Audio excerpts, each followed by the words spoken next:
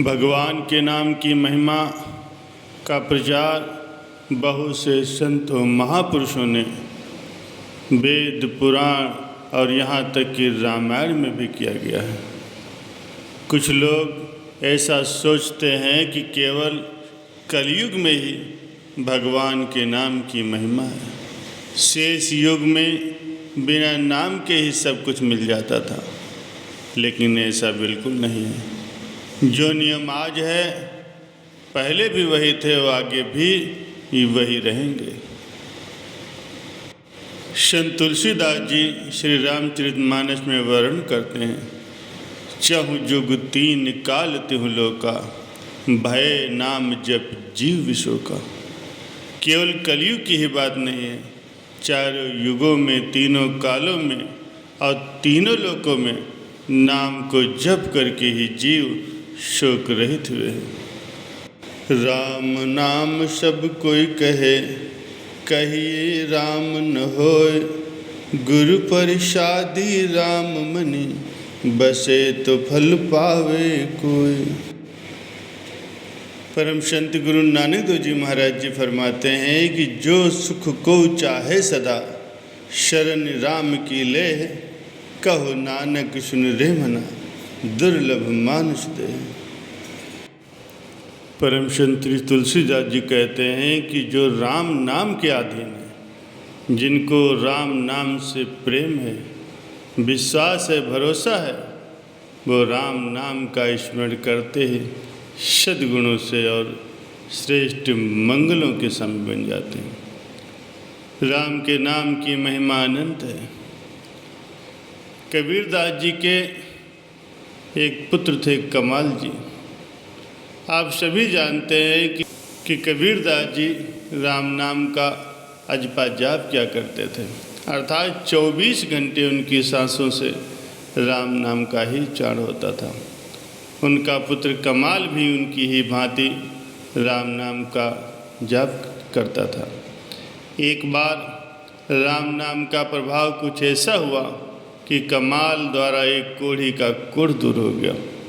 इससे कमाल को ये लगने लगा कि राम नाम की महिमा को वो पूरी तरह से जान गए, परंतु इससे कबीरदास जी को कोई भी प्रसन्नता नहीं हुई। कबीरदास जी ने कमाल को तुलसीदास जी के पास भेज दिया। तुलसीदास जी ने तुलसी के एक पत्र पर राम नाम लिखा और उसे जल में डाल दिया। इस जल को पीकर 500 कोढ़ी ठीक हो गया। इस घटना से कमाल को लगने लगा कि राम के नाम को तुलसी पत्र पर लिखकर जल में डालने से और उसे पीने से 500 कोढ़ियों को ठीक किया जा सकता है। राम नाम की इतनी महिमा है, किंतु कबीरदास जी अभी भी प्रसन्न नहीं हुए। उन्होंने कमाल को सूरदास जी के पास भेजा। सूरदास जी ने गंगा में बह रहे एक शव के कान में केवल र कहा और इतना कहते ही शव जीवित हो गया। तब कमाल को लगने लगा कि राम नाम के केवल र अक्षर से ही मुर्दा जीवित उठता है। राम नाम की महिमा बहुत ज़्यादा है। इस पर कबीर जी ने कमाल से कहा, सिर्फ इतनी ही महिमा नहीं है प्रभु के नाम की। उन्होंने कहा, भ्रकुट विलास श्रेष्ठ लय होय, अर्थात इसके भ्रकुट विलास मात्र से ही प्रलय हो जाता है। राम के नाम की महिमा का वर्णन तुम क्या करोगे, अर्थात राम नाम तो अवर्णीय है। राम के नाम की महिमा अनंत है, जिसे जितना गाया जाए उतना कम है। एक बार एक व्यक्ति समुद्र के तट पर किसी चिंता में बैठा था। इतने में वहाँ से विभीषण गुजरे। उन्होंने उस व्यक्ति से पूछा, तुम किस बात को लेकर के चिंतित हो? तब उस व्यक्ति ने कहा कि उसे समुद्र पार करना है, परंतु कोई साधन नहीं। तब विभीषण ने कहा, तुम इस पर इतना उदास क्यों हो? विभीषण ने एक पत्ता लिया, उस पर राम का नाम लिख दिया। उन्होंने उसकी धोती में इसे तारक मंत्र को बांध दिया है।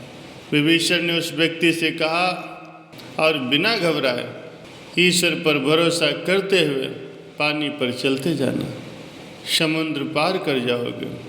विभीषण के वचनों पर विश्वास कर वो व्यक्ति समुद्र की तरफ बढ़ने लगा और वो व्यक्ति बड़ी ही आसानी से पानी पर चलने लगा। जब वो समुद्र के बीचों बीच पहुंचा तब उसे लगा कि आखिर ऐसा क्या मंत्र विभीषण ने बांधा है कि वो पानी पर चला। उसने अपने पल्लू में बांधा हुआ पत्ता खोला और पढ़ा तो उस पर राम का नाम लिखा था। उसे पढ़ते ही उसकी श्रद्धा तुरंत ही अश्रद्धा में बदल गई। उसे लगा कि ये कोई तारक मंत्र नहीं, ये तो सबसे सीधा साधा राम का नाम है। उसके मन में आई अश्रद्धा के कारण ही वो डूब करके मर गया। तुलसीदास जी कहते हैं, राम ब्रह्म परमार्थ रूपा, ब्रह्म ने ही परमार्थ के लिए राम रूप को धारण किया है। प्रभु के नाम की महिमा अपरंपार है। राम नाम के जाप से पत्थर भी तर जाते हैं। राम नाम ऐसा महामंत्र है जिसको जपने से कोई भी नियम या किसी साधन की जरूरत नहीं पड़ती। प्रभु का नाम हमें सभी दुखों से, जन्म मरण के कष्टों से भी पार निकाल लेता है। राम नाम जपने वाले को कोई चिंता नहीं सताती। प्यारे सज्जनों, लंका युद्ध से पहले जब हनुमान जी माता सीता का पता लगाकर आ गए तब समुद्र देव ने श्री राम जी को समुद्र पर पुल बनाने का सुझाव दिया। समुद्र पर पुल निर्माण के लिए सारी वानर सेना कार्य कर रहे थे। श्री राम जी देख रहे थे कि उनका नाम लिखकर पत्थर पानी में डालते हैं तो वह तैरने लगते हैं। श्री राम मन में विचार करने लगे कि मेरे नाम से पत्थर भी तर जाते हैं तो समुद्र में मेरे द्वारा डाला गया पत्थर भी तर जाएगा। लेकिन जैसे ही श्री राम जी ने पत्थर पानी में डाला तो वो डूब गया। श्री राम विस्मित हुए कि ऐसा क्यों हुआ। हनुमान जी ये सारा प्रसंग देख रहे थे। हनुमान जी पूछने लगे कि प्रभु आप क्या सोच रहे हैं। राम कहने लगे कि हनुमान, जिस पत्थर पर मेरा नाम लिखा है वो पत्थर तैर रहा है, लेकिन पानी में मेरे द्वारा डाला गया पत्थर क्यों डूब गया। हनुमान जी कहने लगे, प्रभु आपके नाम को धारण करने से पत्थर भी पानी में तैर रहे हैं, लेकिन जिन पत्थरों को आप स्वयं त्याग रहे हैं उनको डूबने से भला कौन बचा सकता है। अर्थात श्री राम का नाम भव सागर से तारने वाला है। इस प्रकार से हनुमान जी ने ये सिद्ध कर दिया कि राम से बड़ा है राम का नाम। प्यारे सज्जनों, प्रभु के नाम की महिमा संत महापुरुष सदैव गायन क्या करते हैं।